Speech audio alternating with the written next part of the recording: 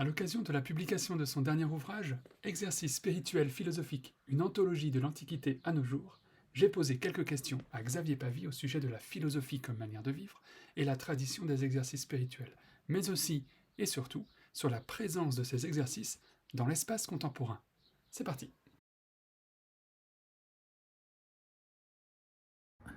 Alors, je suis Xavier Pavie, je suis professeur à l'ESSEC et je suis chercheur associé à Nanterre dans l'Institut de recherche philosophique. Et je travaille sur la notion d'exercice spirituel depuis de nombreuses années, une vingtaine d'années peut-être, peut-être même plus que ça.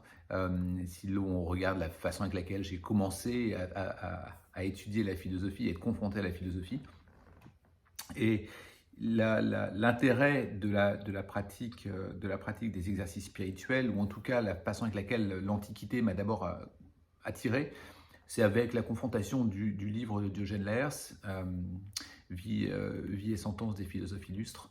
Et dans ce livre-là, je trouvais qu'il y avait à la fois de la théorie et à la fois de la pratique. Et c'est effectivement ce qu'a fait Diogène Laërce, puisque son livre est une collection d'anecdotes, de théories, de développement, de discours. Et il y a dans ce livre, je crois que j'étais en licence de philosophie à cette époque-là, eh bien, il y a dans ce livre-là, en fait, l'essence même de ce qu'est la philosophie. Une philosophie qui est une philosophie pratique et une philosophie également théorique. Et cet assemblage des deux m'a particulièrement passionné.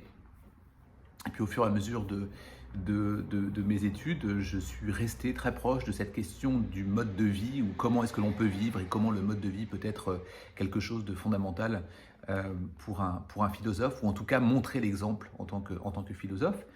Et puis, naturellement, je suis tombé sur les travaux de Pierre Hadot, puisque j'ai travaillé avec Jean-François Ballaudet, qui a été mon directeur de thèse, et puis qui a été également mon directeur de HDR. Hein, et très tôt, j'ai travaillé avec lui sur ces questions-là. J'avais eu également l'occasion de rencontrer Pierre Hadot, et ce courant-là, à travers Jean-François, Pierre Hadot et d'autres encore, Philippe Hoffman notamment, eh bien, font que j'ai travaillé sur ces travaux de la philosophie comme manière de vivre et les exercices spirituels philosophiques en particulier.